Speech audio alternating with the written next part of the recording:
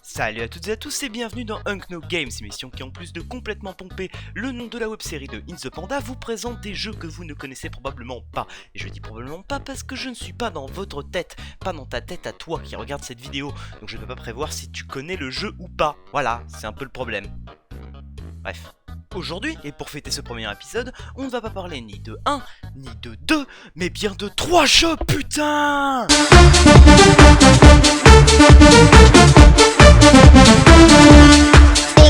Et donc aujourd'hui on va parler d'une trilogie qui au final, n'en est pas vraiment une. La saga des Sims. S'il y a bien une saga de jeux qui a eu des milliards de dérivés, c'est bien les Sims, et dans cette montagne de jeux ayant de jeux Sims que le nom, on trouve parfois quelques perles. Laissez-moi donc vous parler du portage Game Boy Advance de 3 de ces jeux. Les Sims permis de sortir, les Urbz Sims in the City et les Sims 2. Commençons par le commencement, donc par les Sims permis de sortir. Les Sims Busting Out, littéralement les Sims jaillissent dehors, ou comme ils ont décidé de le traduire, les Sims permis de sortir, est le second titre de la Sega du jeu The Sims. Busting Out est sorti sur PlayStation 2, Xbox, GameCube, N-Gage et la version à laquelle on va s'intéresser aujourd'hui, Game Boy Advance. Le jeu de base se démarque de son prédécesseur par sa jouabilité davantage basée sur la gestion d'un seul Sims, et aussi comportant des véhicules permettant de se déplacer d'une maison à l'autre. Mais ça, on s'en bat les couilles, car la version dont on va parler aujourd'hui est une version totalement différente, un nouveau jeu complet et à part entière. Donc, dans les Sims permis de sortir sur GBA, vous allez contrôler un personnage que vous pourrez customiser à votre choix, partant de son nom, en allant jusqu'à sa coupe de cheveux, etc. Votre but sera simple, finir tout un tas de quêtes qui feront ou non avancer l'histoire principale dans un univers semi-open world. Vous allez me dire, mais Martonk, ça n'a rien d'exceptionnel, c'est le but de 90% des jeux de nos jours. Et à cela je vous répondrai, oui, mais ta gueule. Car petite piqûre de rappel, le jeu est sorti en 2003, et sur Game Boy Advance putain. Donc en définitive, ce type de jeu était déjà pas trop courant à l'époque, mais pour couronner le tout, le jeu se permet d'avoir un scénario rempli d'humour avec des personnages sympathiques et attachants. Le jeu se permet même d'ajouter un petit côté gestion de vie, parce que quand même, merde, on est dans les Sims. En gros, votre personnage aura des besoins, manger, dormir, pisser, les trucs classiques quoi. Vous pourrez aussi avoir votre propre maison que vous pourrez meubler contre de l'argent dans les différents magasins du jeu. Argent que vous gagnerez en travaillant, travail qui vous sera présenté sous forme de différents mini-jeux. En bref, les Sims permis de sortir est un jeu qui vous prendra au trip. Vous voudrez à tout prix savoir la suite de l'histoire, meubler votre maison, devenir riche et populaire. Car oui, il y a aussi un système de popularité en fonction de si vous devenez ami ou ennemi avec tout le monde. Mais cet aspect-là du gameplay est beaucoup mieux représenté dans le jeu dont on va parler maintenant, les Urbz Sims in the City. C'est parti. En bref, vous prenez tout ce que j'ai dit sur le jeu précédent, et là c'est la même chose, un portage GBA qui est totalement différent du jeu d'origine, mais qui est plus fun. Basiquement, c'est comme les Sims permis de sortir, même gameplay, même principe, mais dans un lieu différent, la ville. Fini la campagne moisie du jeu d'avant, maintenant vous êtes dans la ville, et votre but sera de combattre un méchant capitaliste sosie de Donald Trump qui veut contrôler la ville entière. Et pour ça, vous allez devoir faire tout un tas de quêtes, devenir riche, populaire, etc. Là où le jeu se démarque du jeu précédent, c'est par son système de popularité beaucoup plus avancé. Les habitants de cette ville sont en effet répartis en plusieurs groupes, les fricos, riches à milliards, les bohèmes, artistes, les UMC2, intello et les extrêmes gangs de rue.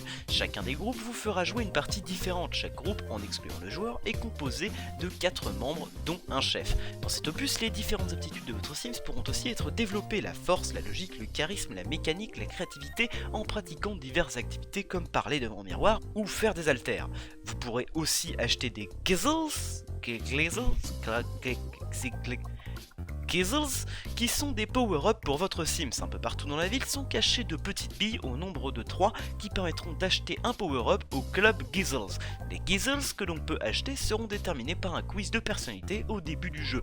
Au final, les Sims in the City, c'est comme les Sims permis de sortir, mais en mieux. Plein de mini-jeux super cool, la possibilité d'acheter des habitations où vivent, des véhicules pour se déplacer, comme un putain d'overboard, obtenable dans une quête, et tout un tas de bonnes choses. En bref, je ne peux que grandement vous conseiller de jouer aux Urbz. C'est le meilleur jeu des 3 jeux que je vous ai conseillé aujourd'hui. Et... Merde.